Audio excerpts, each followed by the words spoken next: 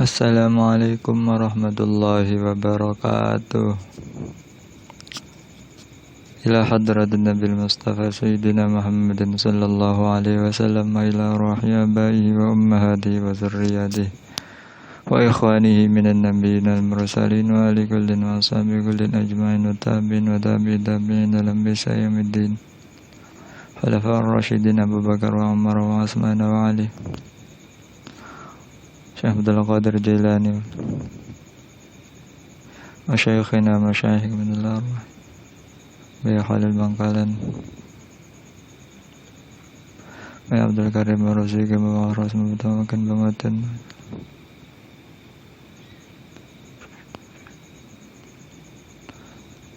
Mu'alif hadzal kitab, lahumul Fatihah. A'udzu billahi minasyaitonir rajim. Bismillahirrahmanirrahim. Alhamdulillahi rabbil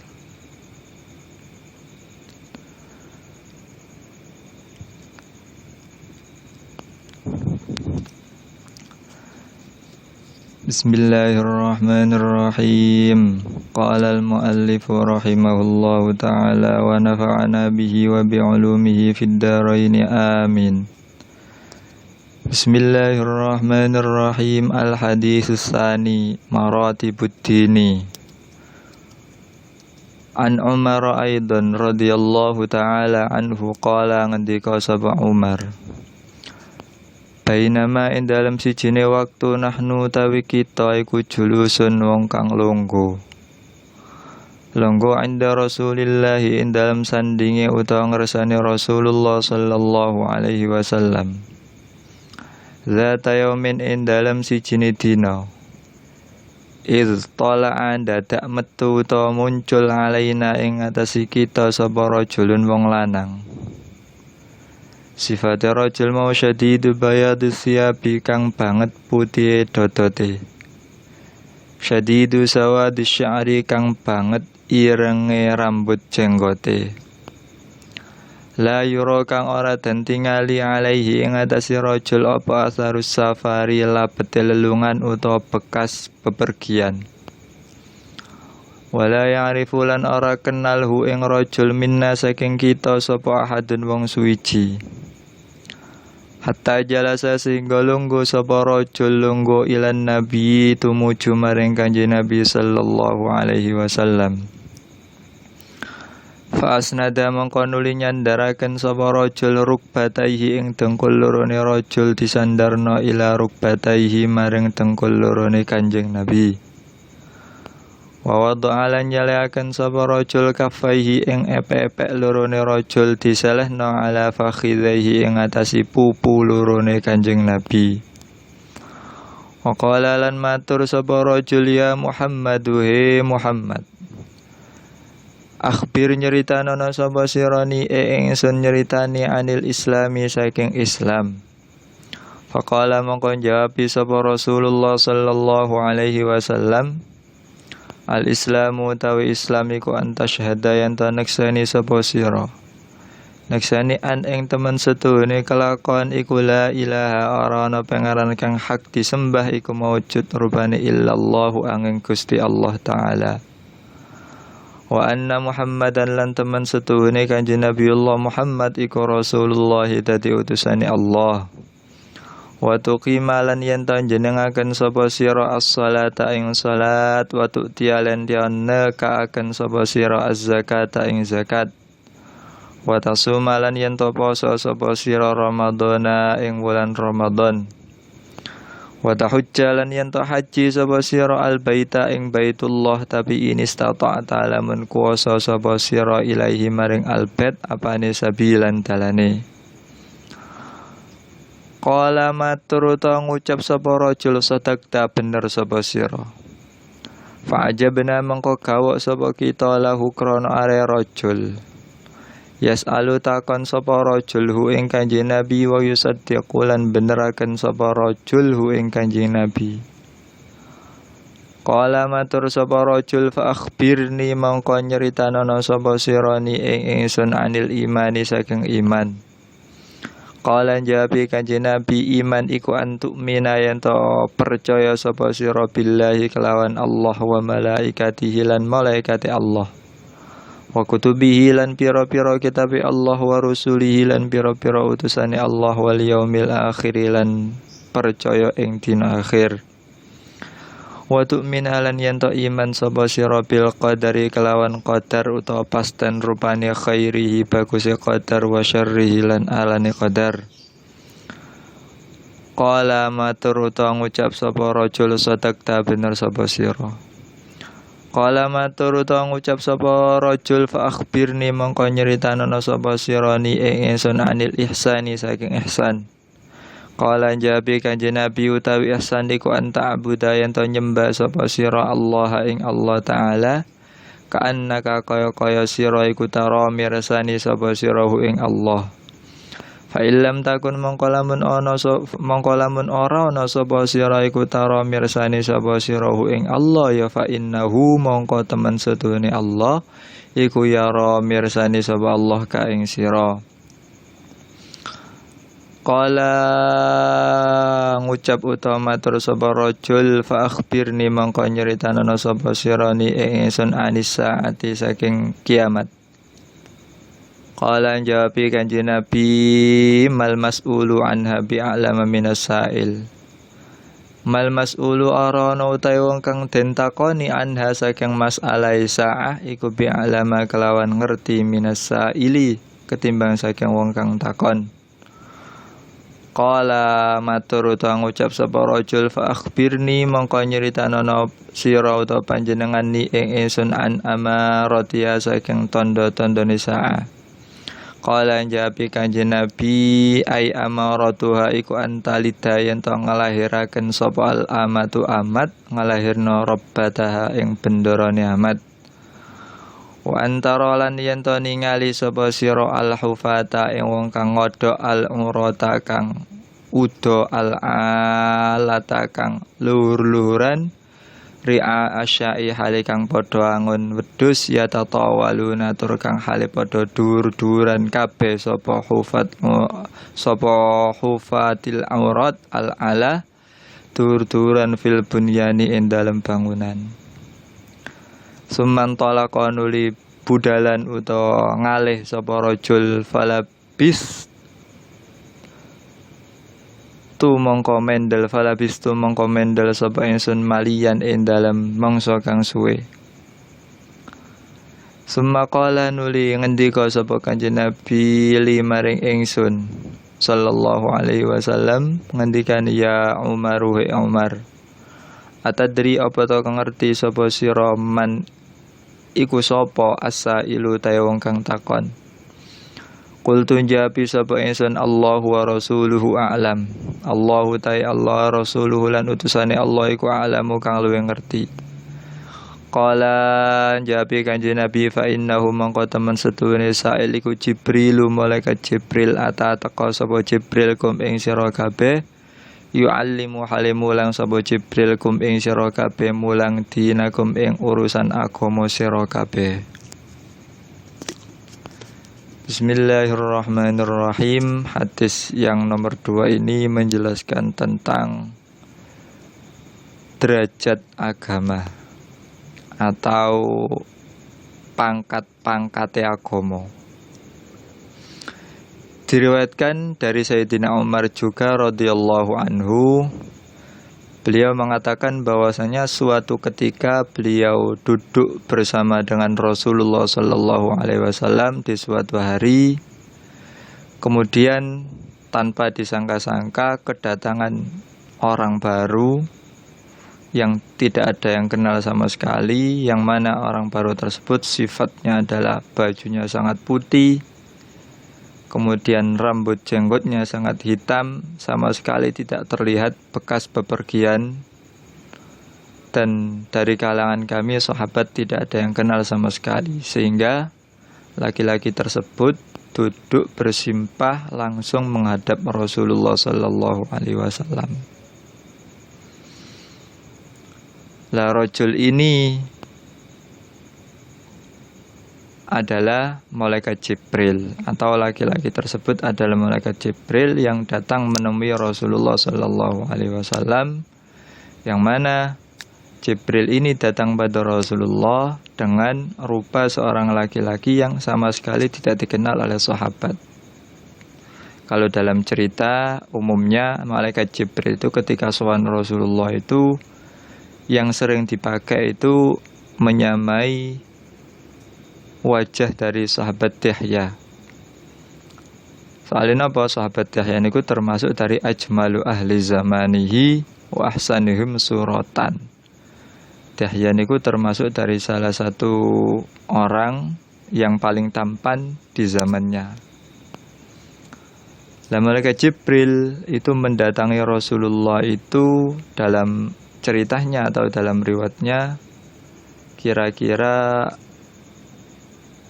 1024 kali. Itu malaikat Jibril sowan menghadap Rasulullah, itu satu versi mungkin lebih mungkin kurang.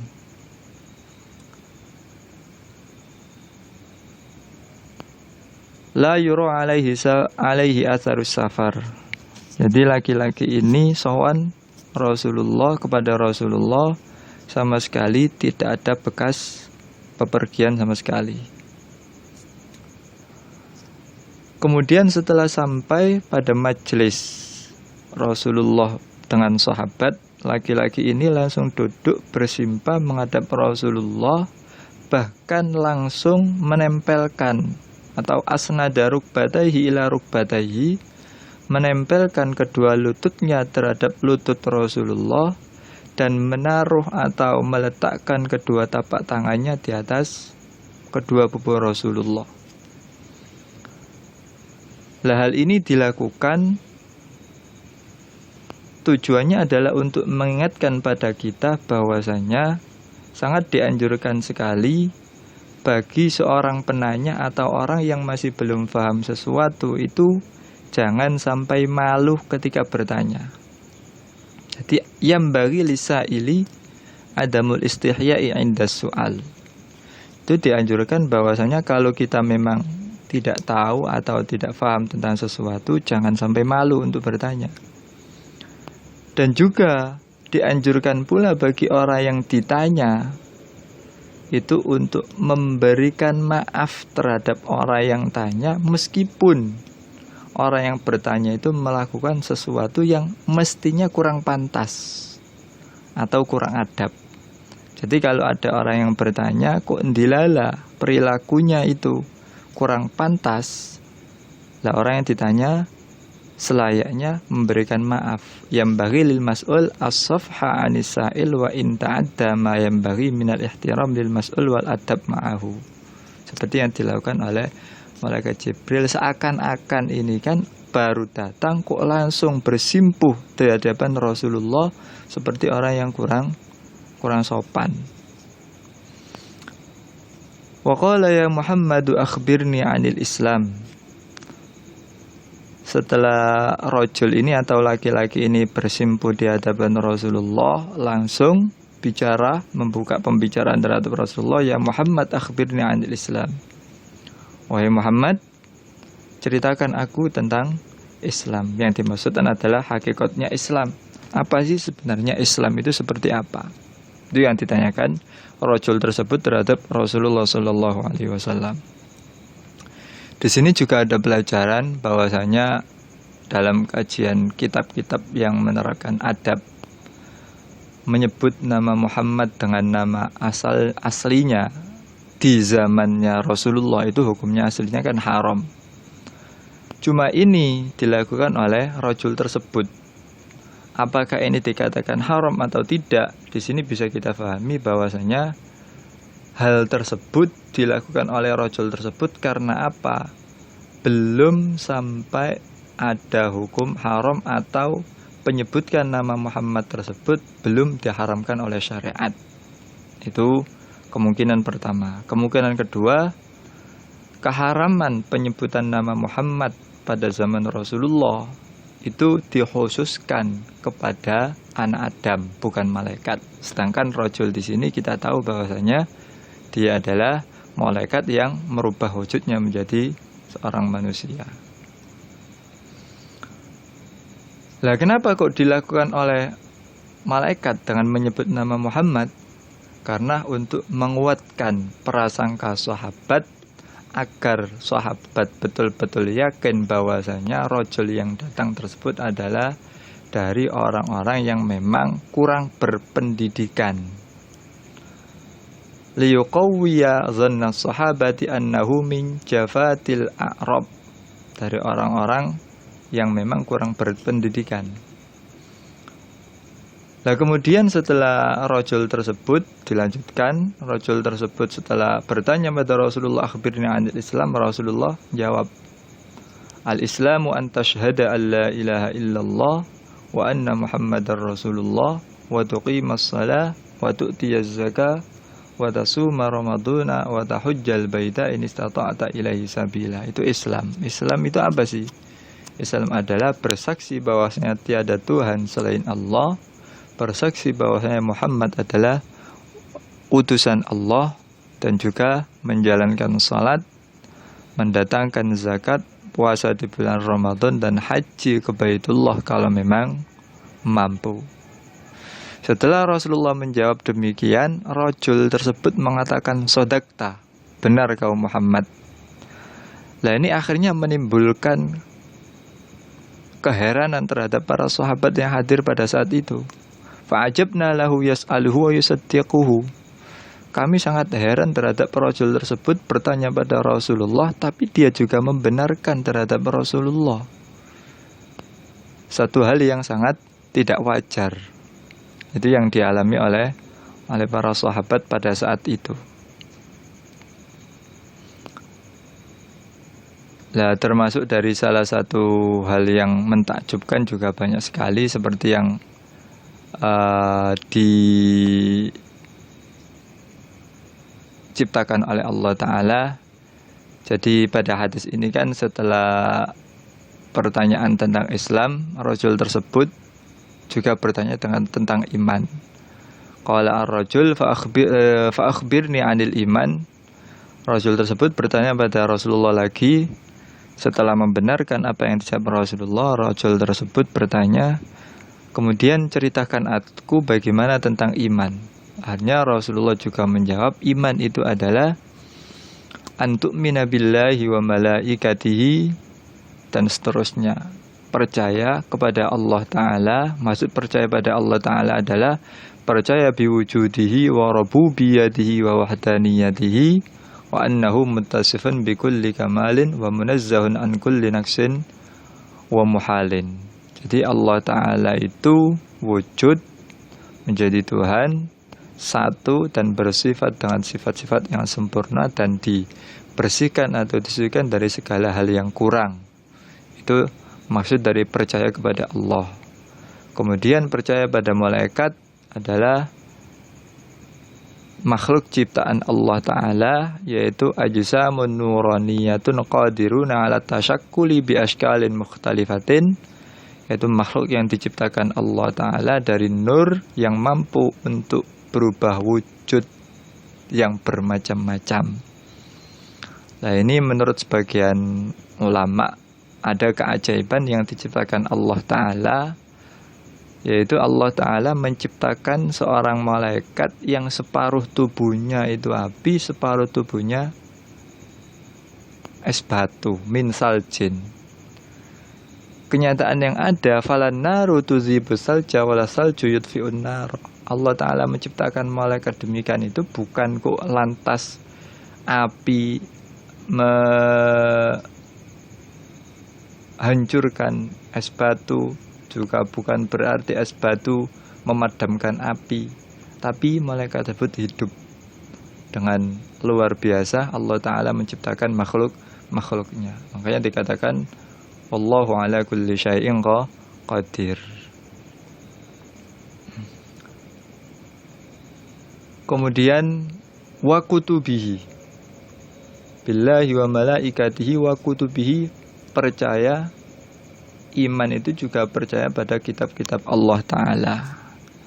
Kalau masalah kitab-kitab Allah Ta'ala itu untuk bilangannya terjadi perselisihan di antara ulama. Ada yang mengatakan jumlahnya 104, ada yang mengatakan tidak demikian. Namun kita sebagai umat Muhammad hanya diwajibkan untuk mengetahui 4 kitab, yaitu Taurat li Sayyidina Musa, Injil li Sayyidina Isa, Zabur li Sayyidina Dawud, Quran li Sayyidina Muhammad sallallahu alaihi wasallam. Itu cukup untuk keimanan kita kepada kitab-kitabnya Allah Ta'ala. Kemudian yang ketiga yaitu antu'mina birusulihi, yaitu membenarkan bahwasanya Allah Ta'ala itu mengutus para utusan terhadap makhluk agar para utusan tersebut memberikan petunjuk terhadap jalan-jalan yang benar. Kemudian juga iman pada yaumil akhir, yaitu hari kiamat. Kenapa kok dinamakan yaumul akhir? Karena memang li'annahu la laila ba'da, pada saat hari kiamat sudah tidak ada malam. Makanya dinamakan yaumul kiamat itu yaumul akhir. Kemudian yang terakhir yaitu antu'mina bil qadari wa khairihi wa syarrihi. Yang dimaksud iman adalah percaya tentang qada qadar, apa yang telah diciptakan Allah Ta'ala baik ataupun buruk. Itu yang dinamakan dengan percaya pada qada qadarnya Allah Ta'ala. Dari masalah qada qadar itu ada cerita menarik, bahwasanya dulu ada seorang raja yang memiliki munajim atau ahli bintang atau peramal. Kalau sekarang itu ada seorang raja yang memiliki peramal, dan para peramalnya itu mengatakan bahwasanya raja tersebut akan mati di hari demikian, di waktu demikian, disebabkan karena dintup kalajengking. Kemudian karena raja itu sangat percaya dengan ramalan para peramalnya, pada saat tiba hari yang menjadi ramalan tersebut, raja tersebut langsung melepaskan semua pakaiannya, naik kuda yang sudah dibersihkan, sudah dimandikan, kemudian juga kuda tersebut dibersihkan bulu-bulunya, dinaiki, dan dia masuk ke dalam lautan karena takut ada terjadinya ramalan para peramal. Hanya di tempat yang ia singgahi, dia bersin fa'atosat fakhoroja. Kuda yang ditunggangi itu bersin, kemudian dari hidung kuda tersebut mengeluarkan kalajengking. Setelah itu ngentup rojo tersebut, akhirnya meninggal dunia. Ini loh qada qadarnya Allah Ta'ala. Dimanapun tempat, kalau sudah qada qadarnya Allah Ta'ala berbicara, kita tidak mungkin bisa untuk lari darinya. Padahal raja ini sudah lari kemana, tapi biqadrillahi ta'ala matinya demikian.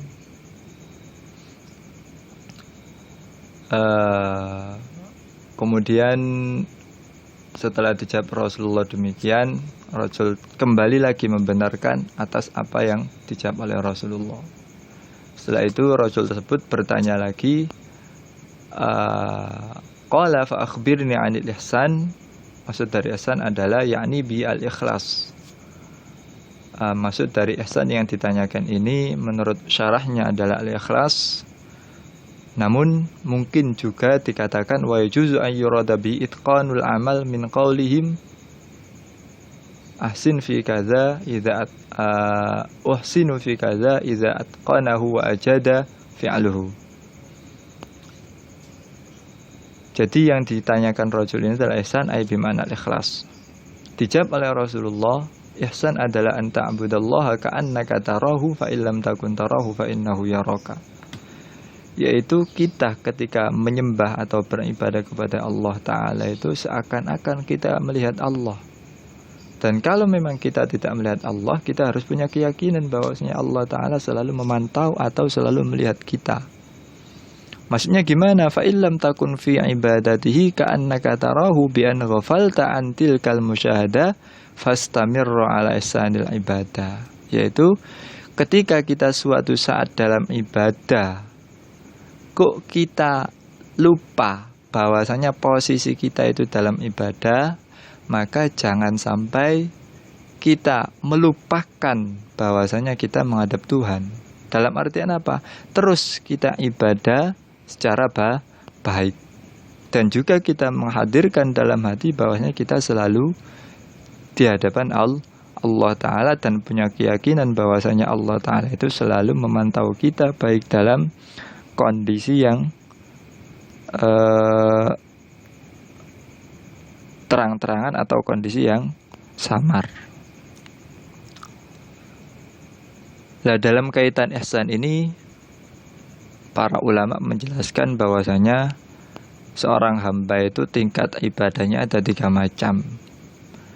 Tingkatan pertama yaitu ibadah yang dilakukan hanya sekedar isqatul wujub atau menghilangkan kewajiban, gugurno kewajiban sangka Allah Ta'ala, yaitu ibadah-ibadah yang dilakukan penting, syarat dan rukunnya terpenuhi.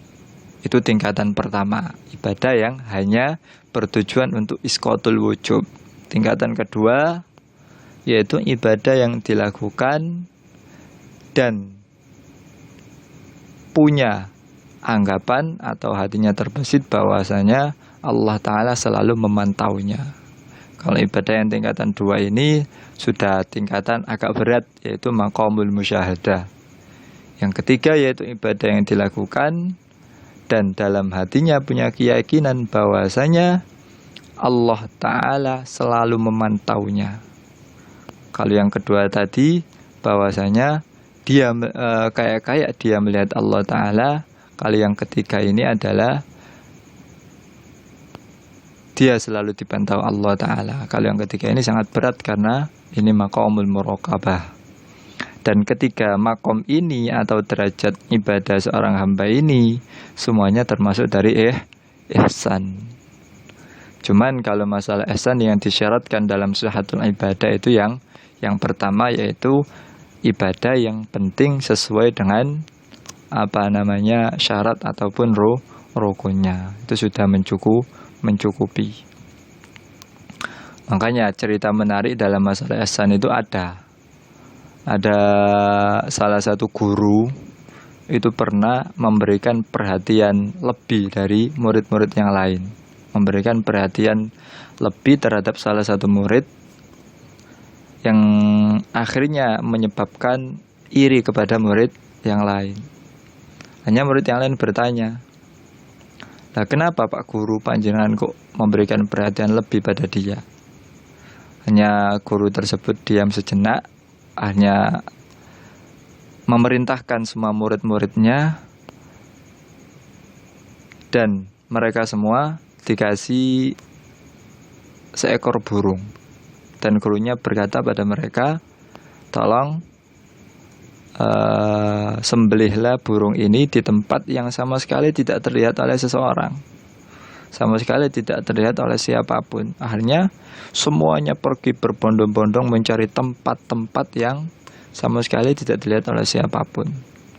Akhirnya mereka semuanya kembali pada gurunya masing-masing dan menceritakan apa yang terjadi,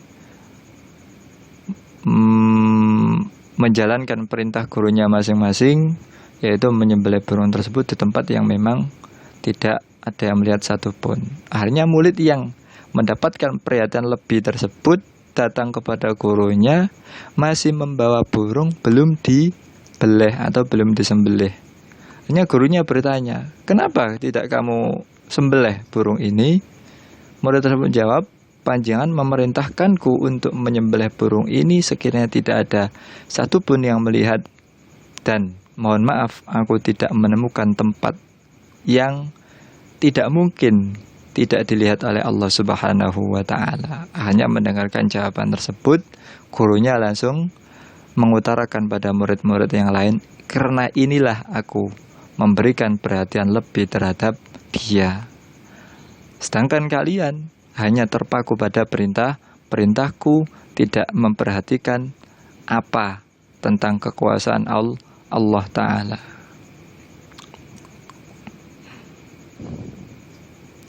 Kemudian setelah itu kembali pada materi, rojul kembali tadi bertanya kepada Rasulullah, ya Rasulullah, fa akhbirni anis sa'a, bertanya kapan kiamat, apa itu kiamat atau kapan waktu kiamat. Dalam sanad dikatakan fa akhbirni anis sa'a ay an waqti maji'iha, yaitu kapan waktu kiamat. Rasulullah menjawab, mal mas'ulu anha bi'a'lama minas sa'il, orang yang ditanya tidaklah lebih tahu daripada yang bertanya. Jawaban Rasulullah, karena apa? Yang tahu hari kiamat adalah Allah Ta'ala. Makanya kita itu jangan sampai bertanya pada sesuatu yang manusia tidak mungkin tahu. Karena apa? Pada saat Allah Ta'ala menurunkan ayat innallaha indahu ilmus sa'ah, itu asbab nuzulnya adalah ada seorang laki-laki yang sowan pada Rasulullah dan bertanya, ya Rasulullah, mata qiyamus sa'ah, wa inni qad alqaitu hayati famatas sama'u tumtir, tanya kapan hujan, wa hamlu imraati zakarun am unsa, kandungan istriku ini laki-laki atau perempuan, dan lain sebagainya. Akhirnya Allah Ta'ala menurunkan innallaha indahu ilmus sa'ah. Makanya kita juga tidak diperbolehkan untuk bertanya dengan permasalahan-permasalahan yang tidak mungkin untuk diketahui oleh manusia. Kemudian dijawab Rasulullah bahwasanya tidaklah yang ditanya lebih tahu daripada yang bertanya. Setelah itu rajul tersebut bertanya lagi, kalau begitu ceritakan aku tentang tanda-tanda kiamat.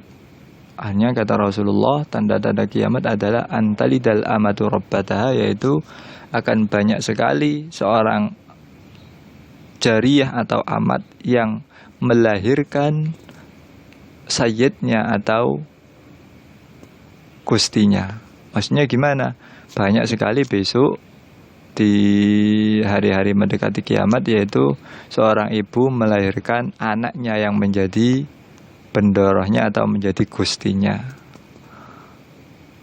Atau cara bahasa sekarang, seorang ibu melahirkan majikannya.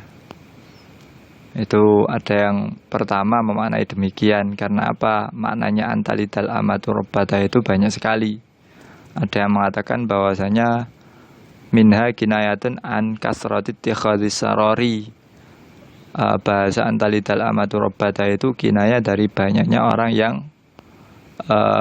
menjadikan budak atau banyak perbudakan. Akhirnya fatalitus sariyatu mauludan min sayyidiha, budak tersebut melahirkan anak dari sayyidnya. Itu yang makna pertama. Wa minha annahu kinayatun an kaunil ariqai yalitnal muluk. Banyak juga yang mengartikan bahwasanya seorang budak melahirkan raja dan seterusnya. Itu makna-makna yang terkandung pada kalimat antalidal amatu rabbataha. Kemudian tanda kiamat lagi, wa antaral hufatal urata, orang-orang yang berjalan tanpa sandal di kakinya, orang-orang yang telanjang, wa huwa man la syai'a ala jasadihi, orang yang dalam tubuhnya tidak berpakaian sesuatu alias telanjang. Itu yang dilakukan.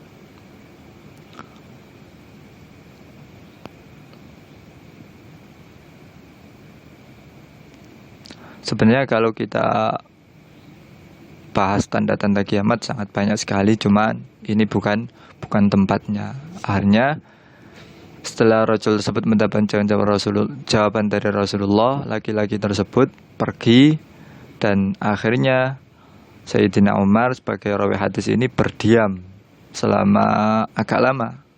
Di sini malian ditafsiri zamanan tawilan wa huwa salah satu ayamin kama fi ba'dir riwayat.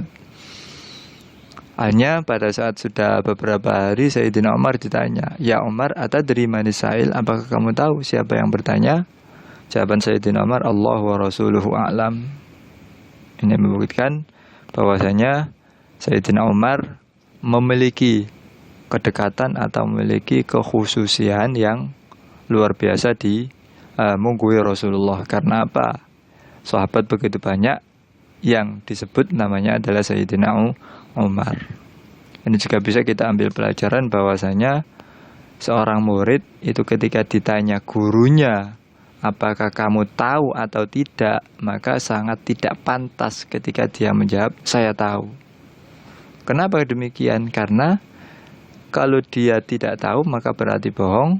Kalau dia tahu, maka dia akan terhalang barokah ilmunya guru. Jadi sayugjanya itu kalau ditanya guru apakah tahu atau tidak, jangan sampai dijawab tahu. Karena kalau tidak tahu, esensinya akan bohong. Kalau tahu, maka akan hirmanu barokati lafzil ustad. Nah, dari hadis ini dapat kita ambil kesimpulan bahwasanya kehidupan sahabat itu sangat bergantung pada Rasulullah. Mereka selalu ikut atas arahan Rasulullah Sallallahu Alaihi Wasallam.